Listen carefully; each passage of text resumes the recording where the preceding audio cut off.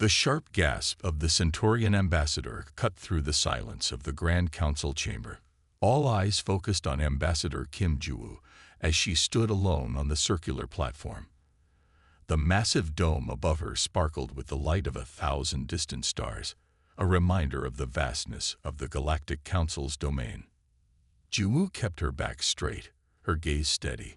Her diplomatic uniform, navy blue with the silver Earth emblem on her shoulder, remained perfectly pressed even after 3 days in council custody. She showed no fear despite knowing what was coming. The Volderi High Counselor rose from his seat. His 4 arms were adorned with the ceremonial bands of judgment. His skin, the color of burnished copper, seemed to glow under the chamber lights.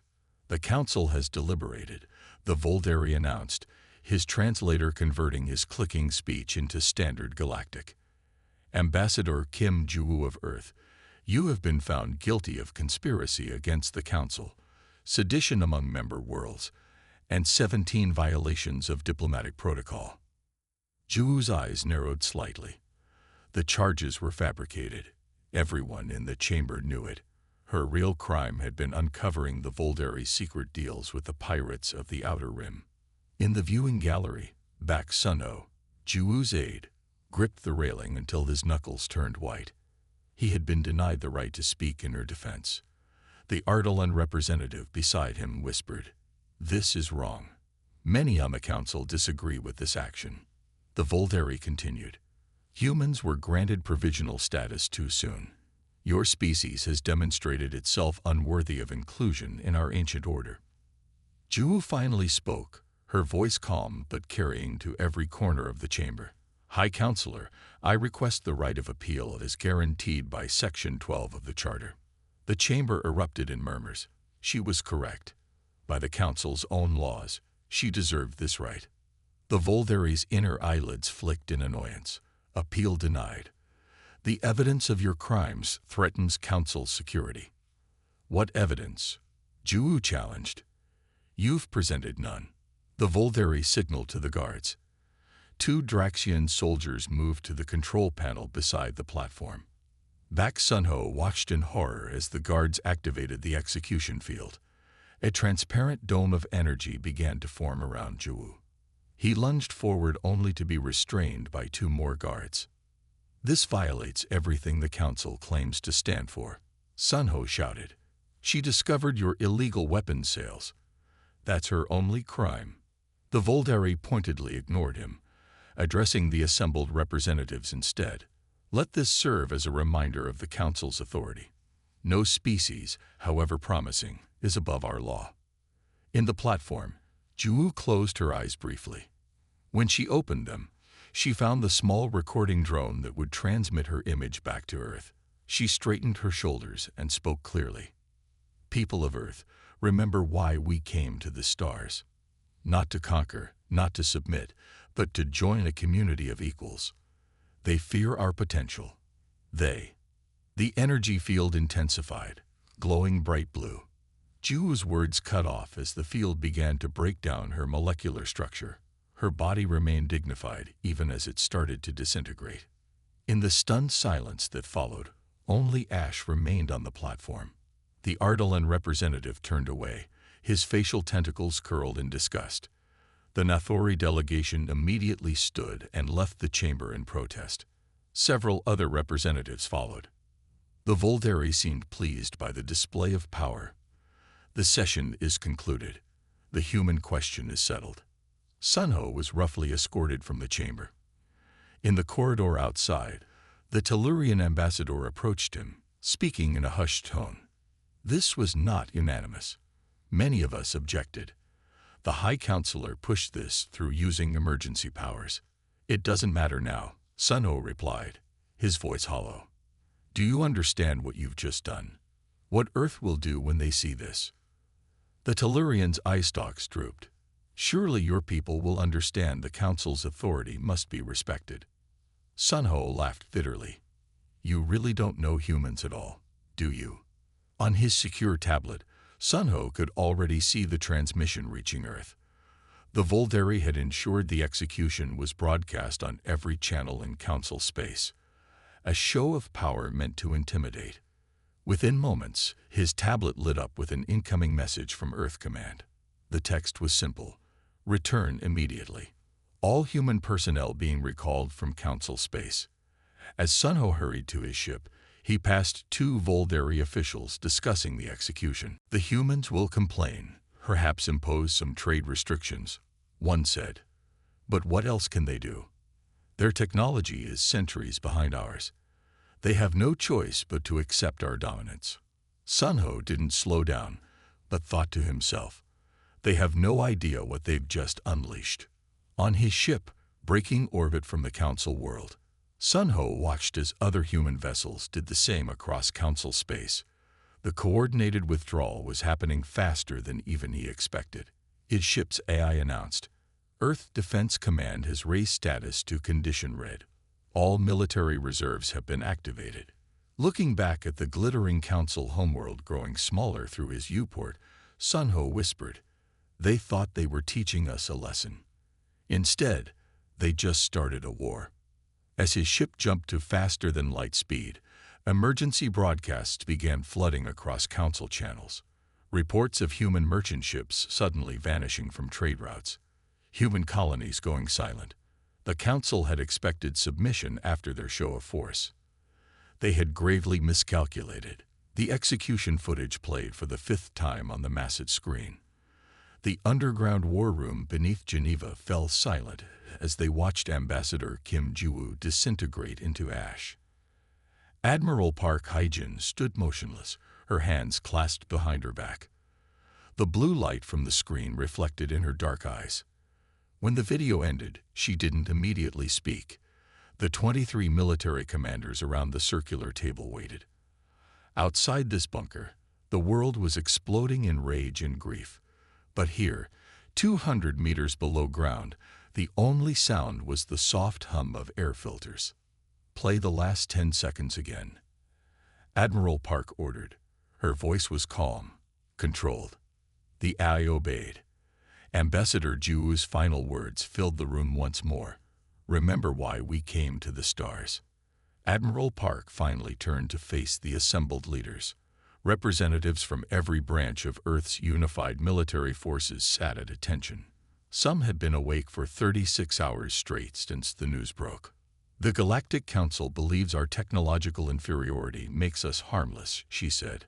Her Korean accent became more pronounced when she was angry, though her face betrayed nothing. They don't understand that humanity has been preparing for this possibility since first contact. General Han stood up. Admiral, the civilian government is demanding restraint. The Commerce Ministry believes sanctions. Sanctions? Admiral Park cut him off. They executed our ambassador on a live broadcast. They wanted to humiliate us.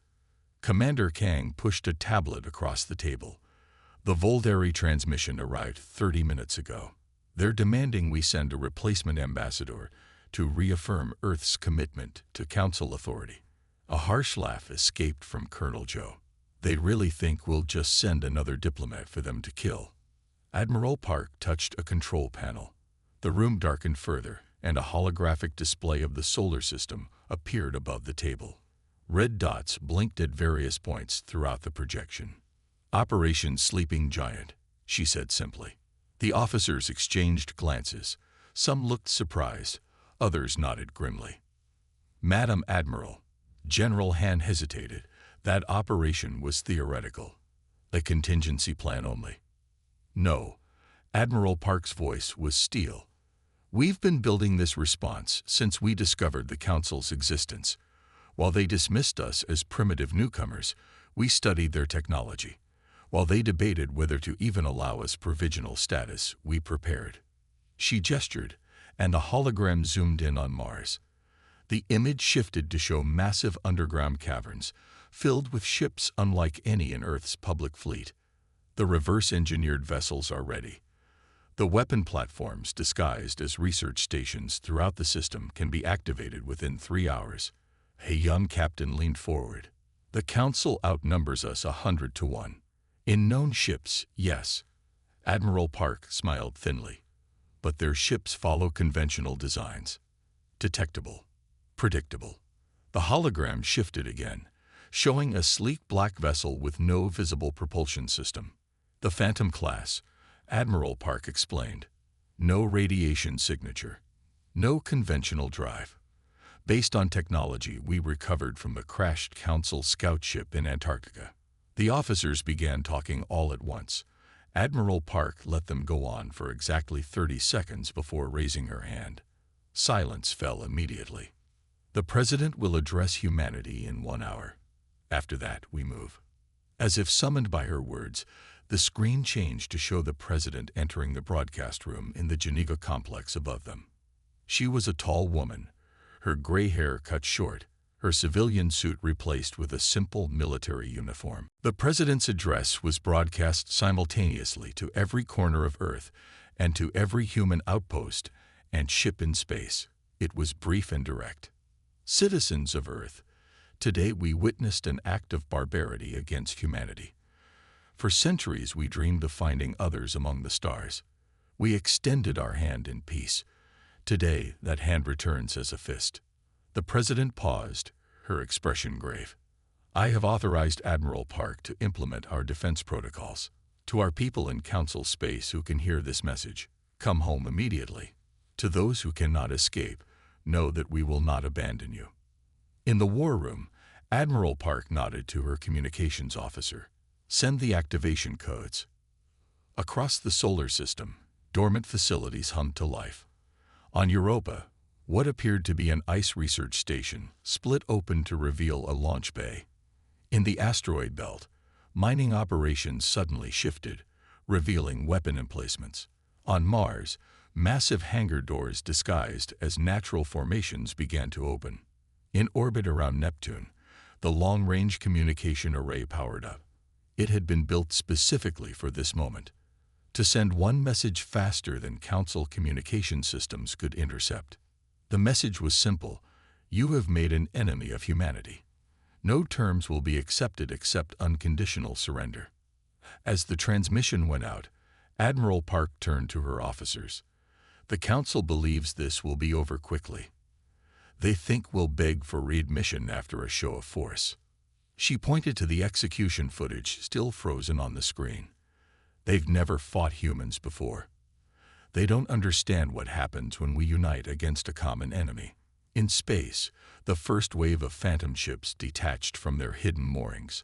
Unlike conventional vessels, they made no announcement of their departure. They simply vanished from sensors, heading toward Council space. The war had begun, and the Galactic Council's first indication would be when it was already too late. Commander Li Taiyan's stealth ship drifted silently toward the Proxima trading hub. From the outside, the massive station looked like a glittering wheel, spinning slowly against the backdrop of stars. It was the busiest commercial center in this sector of Council space, with ships from 12 different species constantly docking and departing. Status report, Taiyan said quietly. His team of 20 elite soldiers sat ready in the deployment bay, their black armor absorbing all light. Station defenses are active, but their sensors aren't designed to detect our signature, replied Nam Jisoo, his technical officer. Council security protocol remains unchanged since our intelligence gathering 6 months ago. Taehyun nodded. The Council's arrogance was their weakness. They hadn't bothered to update their systems after making an enemy of humanity. They expected a direct, foolish assault, warships and explosions. They weren't prepared for this. Mission parameters remain the same, Taehyun reminded his team. No casualties. We're not here to kill. We're here to isolate. The soldiers nodded. Each carried a backpack with 3 quantum disruptor devices, small black spheres that looked harmless but contained technology that would cripple the station's communication systems. Approach vector locked, the pilot announced. We'll dock at maintenance port 17B. Station records show it's scheduled for inspection, so no regular traffic is expected. Taehyun checked his neural link display. Across Council space, 17 other human stealth teams were approaching similar targets. The operation had been planned to occur simultaneously. The ship eased alongside the giant station, attaching itself to a rarely used maintenance port. No alarms sounded. The Council security systems detected nothing unusual. "Breach team, move," Taehyun ordered. 2 soldiers moved forward, placing a device against the airlock. It silently overrode the security protocols. The door slid open without resistance. "Team Alpha, with me," Taehyun said. "Team Beta, secure our exit route." They moved through the station's maintenance tunnels like shadows. Their suits were designed to absorb sound and mask their heat signatures. The few service droids they encountered continued their tasks, unaware of the intruders. When they reached the first junction box, Specialist Kim placed a quantum disruptor against the panel and activated it. The small sphere seemed to melt into the station's systems. "First disruptor placed," she reported. "System hasn't detected the intrusion." Taehyun checked his mission clock. 17 minutes ahead of schedule. "Let's move faster." They split into smaller teams, each taking a different section of the station. Taehyun led his group toward the central communication hub. As they moved through the wider corridors, they occasionally passed aliens, Volveri merchants arguing over cargo prices, a group of Tellurian tourists, a pair of Draxian security officers. None noticed the human soldiers slipping past. "Central hub ahead," Taehyun's neural link warned him. 4 security personnel present. Taehyun held up his hand, stopping his team. He pulled out a small device and placed it on the floor. It projected a perfect holographic replica of the empty corridor. "Now," he whispered. His team moved quickly behind the holographic screen. Inside the central hub, the security personnel continued monitoring their stations, unaware as the humans placed 5 disruptors at critical junctions around the room. "All teams report," Taehyun said into his comm once they were clear. "Team Alpha, all disruptors placed. Team Beta, exit route secured and final disruptors placed." Taehyun checked his mission clock again. 23 minutes total infiltration time. No detection. He opened a channel to his ship. "Begin final phase." The ship's eye overrode the station's announcement system. Suddenly, throughout the massive trading hub, every speaker came to life with Taehyun's pre-recorded message. "Attention all inhabitants of Proxima Station. This is Commander Lee Taehyun of Earth Defense Forces. This station will be disconnected from the Galactic Council network in 30 minutes. No harm will come to any individual who evacuates promptly. This is not a drill. Clear the station." Chaos erupted across the station. Security alarms finally blared as the announcement repeated in 12 different languages. From his position in the maintenance tunnel, Taehyun watched through security feeds as aliens rushed toward their ships. The Draxian security chief was shouting orders, trying to locate the source of the transmission. "They're scanning for explosives," Nan Jisoo reported. "They think we're going to destroy the station." "Let them waste time searching," Taehyun replied. "The disruptors are undetectable to their scanners." As the evacuation continued, Taehyun's team made their way back to their ship. Not a single shot had been fired. Not a single alien harmed. 28 minutes after the announcement, the station was nearly empty. The few remaining security personnel were conducting final sweeps for what they assumed were bombs. Safely back on their ship, Taehyun gave the command. "Activate the disruptors." Across the station, the small black spheres activated simultaneously. There was no explosion, no visible effect at all. But inside the station's systems, a carefully engineered quantum field expanded, severing all faster-than-light communication connections. The Proxima Trading Hub, vital nexus for Council commerce and information, went completely dark to the rest of Council space.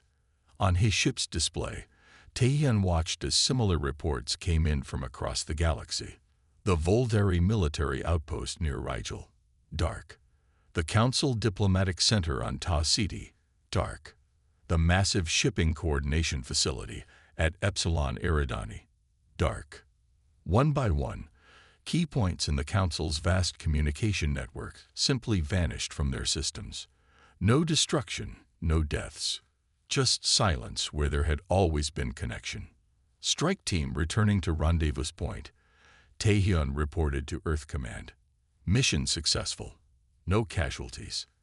As his ship slipped away from the now isolated station, Taehyun thought about the council leaders.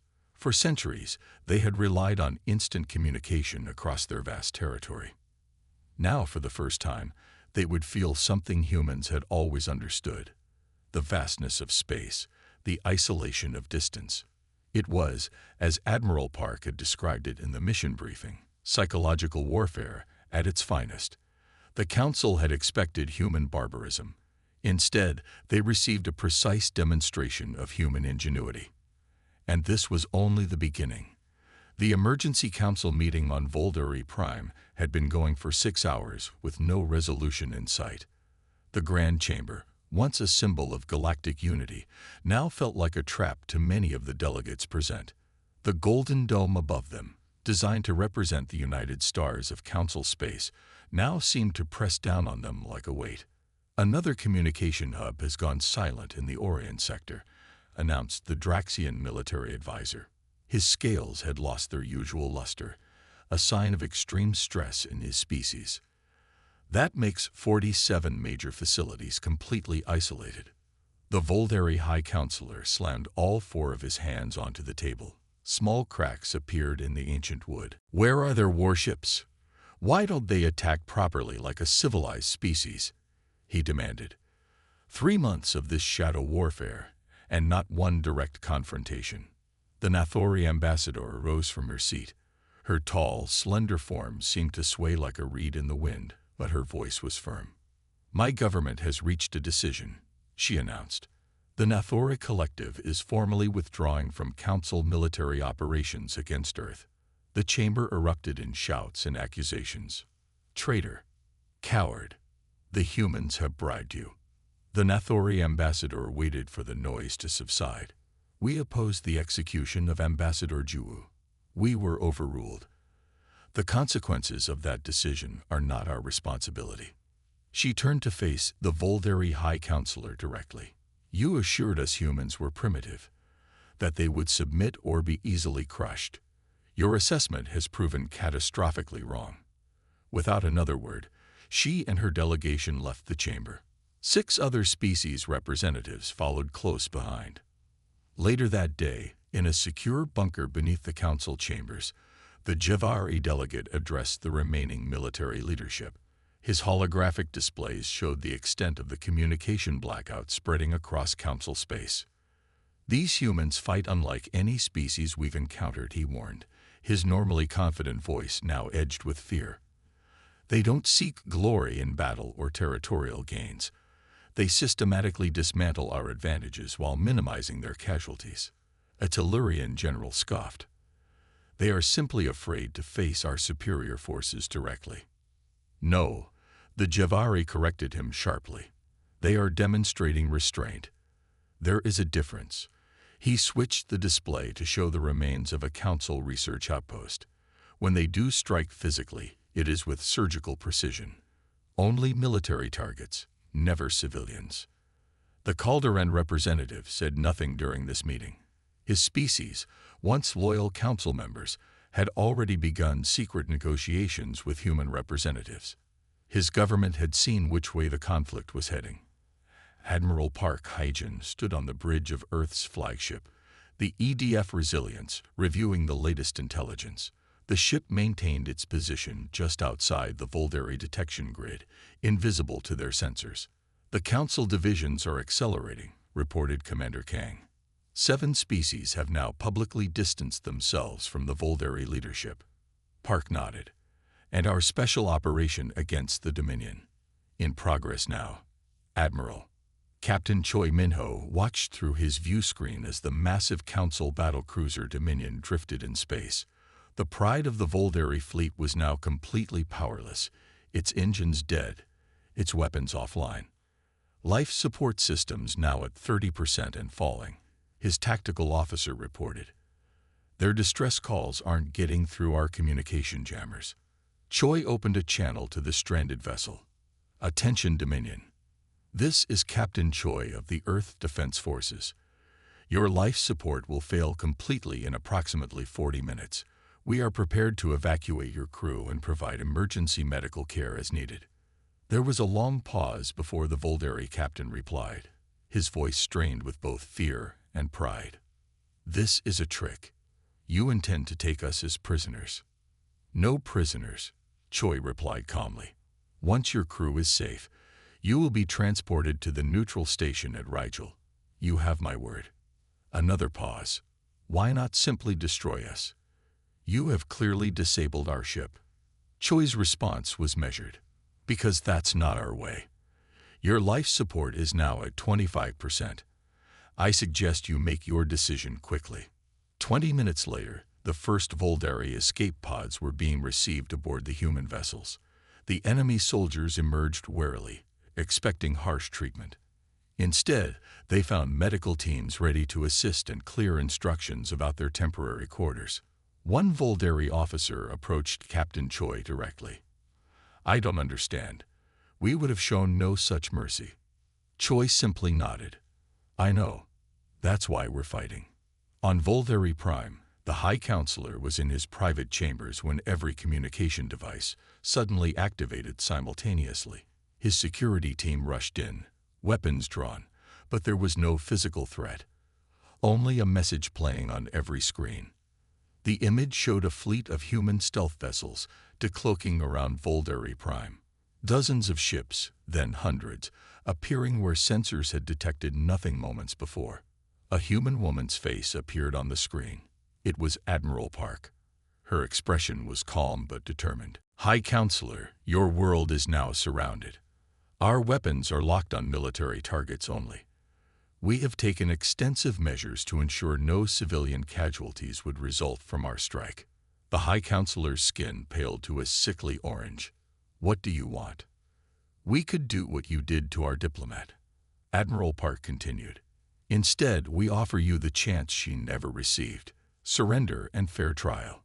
The High Counselor looked to his military advisor in panic. "Can we fight them?" The advisor's response was blunt. Their ships were undetectable until they chose to reveal themselves. We have no way of knowing their full numbers or capabilities. And he hesitated. "And what?" the High Counselor demanded. "The Calderon fleet has just changed course. They appear to be moving to support the human position." Outside the palace windows, the citizens of Volderi Prime could now see the human ships in low orbit, their dark hulls reflecting the sunlight as they moved in perfect formation around the planet. There was no panic in the streets, only a stunned silence as the population realized what was happening. The Volderi Empire, which had stood for thousands of years, was facing something it had never encountered before. An enemy that could have destroyed them, but chose not to. The High Counselor stared at Admiral Park's image on the screen. "What happens if I refuse?" Her reply was simple. "Then we continue this war until your people remove you themselves. The choice, as we would have given Ambassador Juwu, is yours." The Earth station hung in orbit like a perfect crystal sphere. From inside, the blue planet below filled the view through the transparent carbon walls. The station rotated slowly, giving everyone equal time to see Earth and the stars beyond. 1 year had passed since the execution of Ambassador Kim Juwu. Today, ships from 27 different species had arrived. Some came eagerly, others reluctantly, but all recognized the new reality of the galaxy. Bak Sunho, once Juwu's aide and now Admiral Park's assistant, greeted each delegation. He remembered many of them from the council chamber where he had watched his mentor die. The Nathori representatives nodded respectfully. The Tellurians kept their eyes lowered. The Volderi delegation, much smaller now and led by a reformist, approached cautiously. "Welcome to Earth Station 1, Sunho said to each group. "Admiral Park will begin the assembly at midday."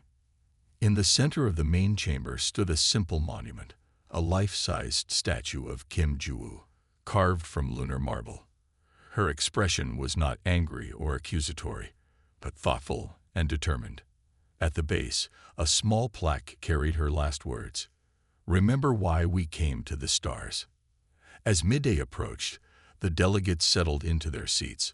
Unlike the old council chamber with its hierarchical arrangement, this room was designed as a perfect circle.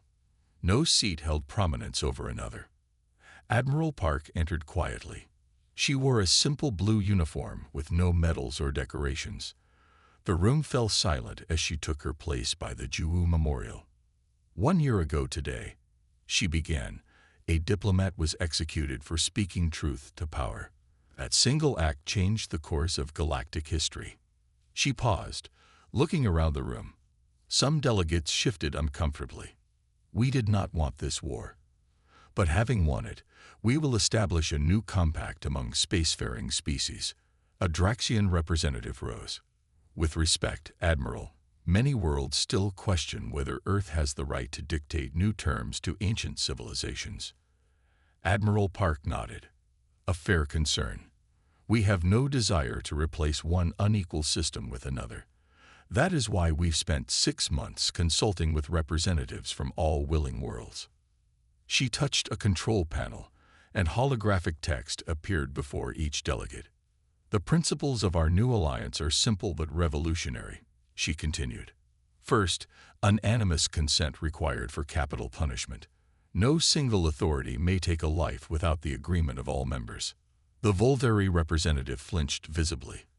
Their species had lost the most in the war, not through death, but through shame. Second, independent courts for interspecies disputes. No member may serve as judge in cases involving their own interests. The Calderon delegate nodded approvingly. Their species had suffered under the Council's biased judgments for centuries. Third, guaranteed sovereignty for all member worlds.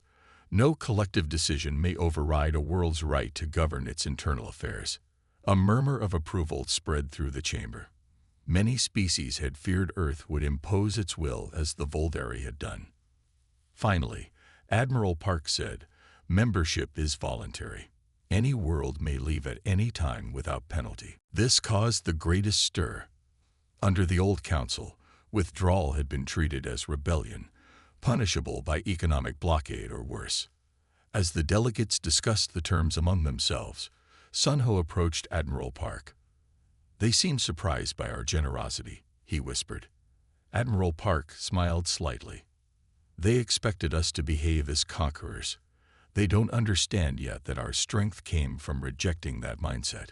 When the discussions quieted, a small, rarely seen delegate from the Ardalan core world stood. His species had been among the founding members of the Old Council, 10,000 years before humans discovered fire. Humanity has demonstrated not only unexpected power, the ancient being said, his translator converting his musical tones to standard speech, but unexpected wisdom. We support these principles. One by one, the other delegates rose to signal their support. Even the Volteri representative eventually stood, though he kept his eyes downcast. When all were standing, Admiral Park spoke again. Then let this be the founding day of our new alliance, but it needs a name that reflects its purpose. The Nathori ambassador stepped forward. If I may suggest, the old council was built on hierarchy and power. This new body should represent cooperation and equality. The interstellar Concordat offered the Tellurian Diplomat. In our oldest language, Concordat means agreement of hearts. Admiral Park nodded. The interstellar Concordat, a union of equals bound by principles that even the most powerful must respect. As the formal declaration was recorded, delegates began to mingle more freely. Ancient enemies spoke cautiously to one another. Species that had never directly communicated under the old system found themselves exchanging ideas. Later, when most had departed for the reception area, Admiral Park stood alone by the Juwu Memorial. She placed her hand gently on the cold stone arm. I wish you could see this, she said quietly. You died believing in the possibility of something better. Your death made it necessary. Your life made it possible. Sunho approached with a small data crystal. The final signature has been recorded, Admiral. The Concordat is official. Admiral Park took the crystal, looking at it thoughtfully. Do you think it will last? Sunho considered this. The old council lasted 12,000 years through fear and dominance. Perhaps trust and equality can build something more enduring. From the great transparent walls, they could see Earth below and the stars beyond. Ships from 27 worlds moved in careful patterns around the station, no longer enemies, not quite friends, but fellow travelers in the vast darkness. Ambassador Juwu's marble eyes seemed to look toward that future, a galaxy forever changed because one human had stood her ground, and humanity had remembered why they came to the stars.